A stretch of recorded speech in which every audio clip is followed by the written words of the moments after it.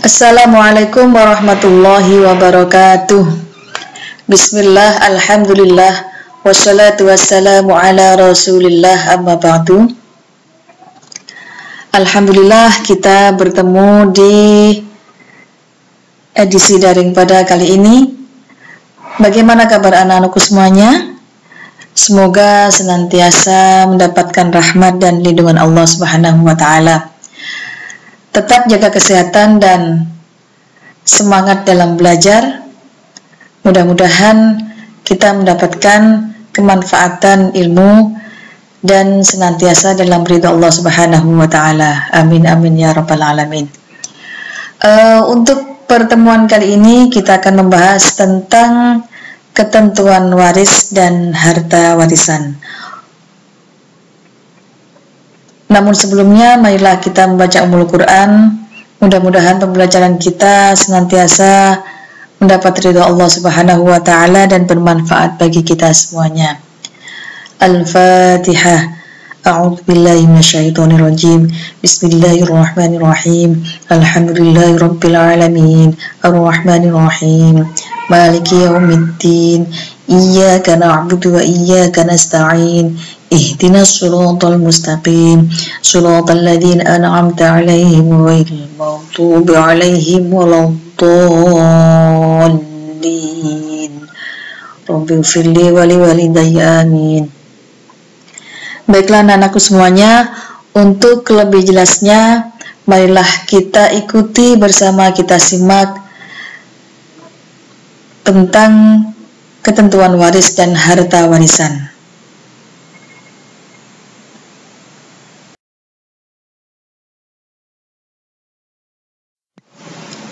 Harta waris dan pembagiannya. Pengertian harta warisan, harta waris, dan ilmu waris.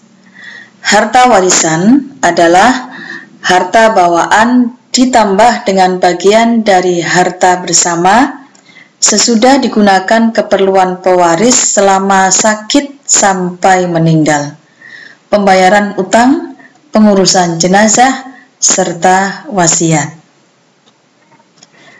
Harta waris adalah harta yang diwariskan kepada ahli waris. Sedangkan ilmu waris adalah ilmu yang membahas tentang cara pembagian harta warisan yang telah ditentukan dalam Al-Quran dan Al-Hadis.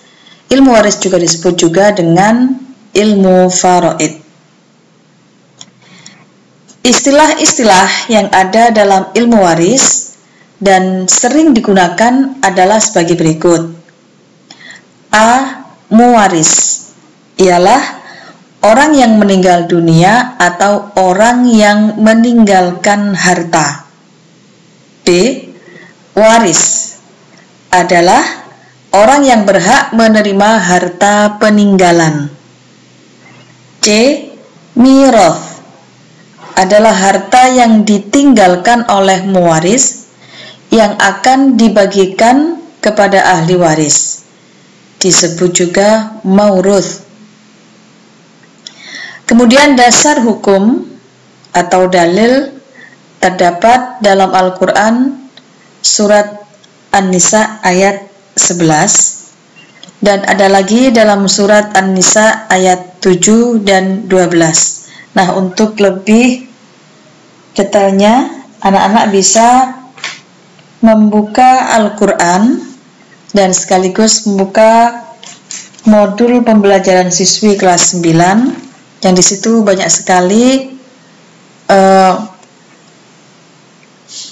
hal-hal yang berkaitan dengan harta warisan, harta waris, dan ilmu waris. Selanjutnya, rukun dan syarat mewaris. A. Harta warisan atau maurus atau tirkah.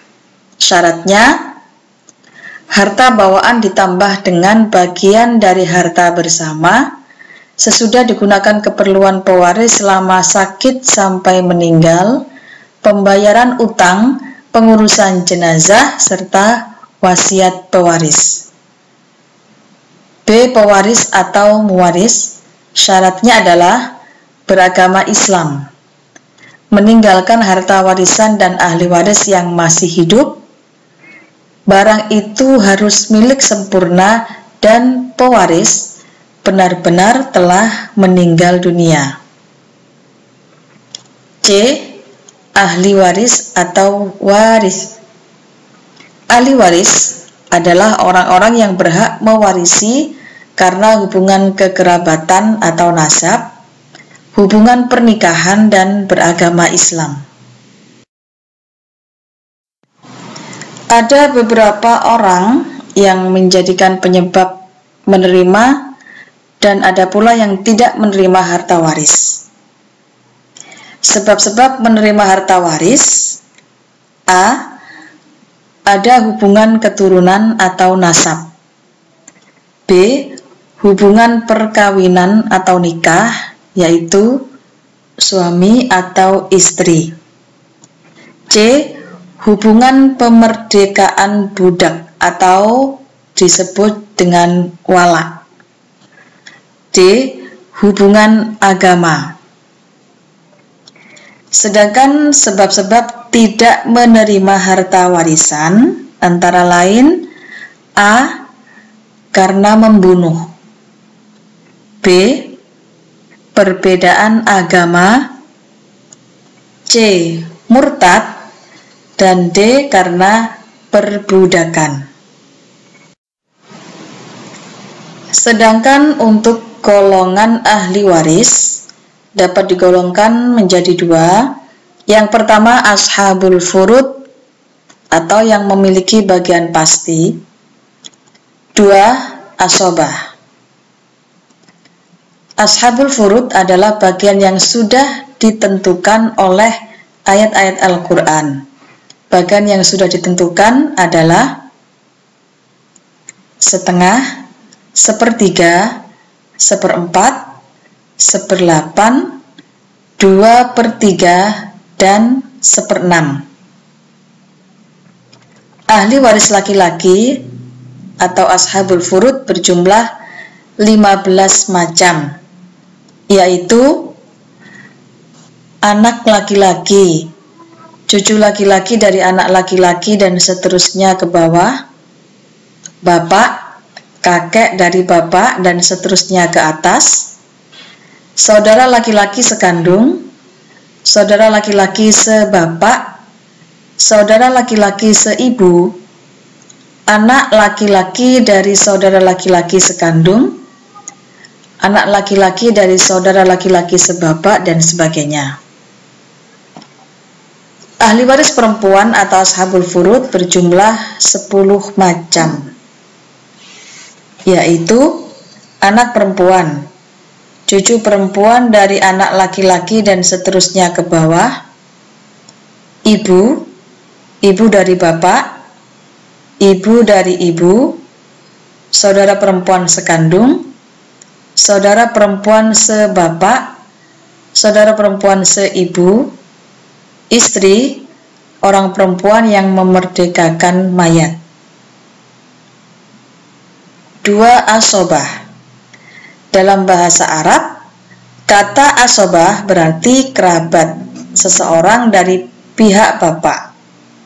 Sedangkan menurut istilah ahli fikih, asobah adalah ahli waris yang tidak disebutkan banyaknya bagian di dalam Al-Quran dan As-Sunnah dengan tegas. Sebagai contoh, anak laki-laki, cucu laki-laki keturunan anak laki-laki, saudara kandung laki-laki dan saudara laki-laki seayah, dan paman, saudara kandung ayah. Kekerabatan mereka sangat kuat dikarenakan berasal dari pihak ayah. Asobah bisa disebut juga dengan bagian sisa. Kemudian hikmah waris. Yang pertama, kewajiban dan hak keluarga mayit teratur dan dihormati. Kemudian yang kedua, menghindari perselisihan antar ahli waris atau keluarga mayit yang ditinggalkan. 3. Menjaga silaturahmi keluarga dari ancaman perpecahan yang disebabkan harta warisan serta memberikan rasa aman dan adil. 4. Terjaganya harta warisan hingga sampai kepada individu yang berhak menerima harta warisan. 5. Memberikan legalitas atas kepemilikan harta warisan. Nah, dari penjelasan tentang ketentuan waris dan harta warisan tersebut, anak-anak bisa mengulang atau mempelajari ulang dari bab tersebut di modul pembelajaran siswi kelas 9.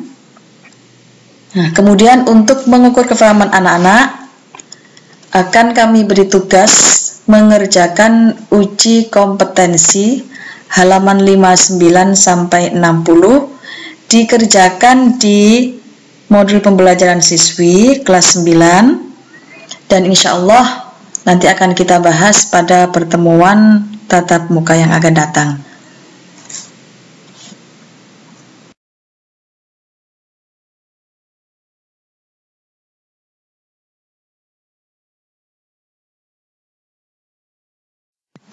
Demikian penjelasan singkat tentang ketentuan waris dan harta warisan.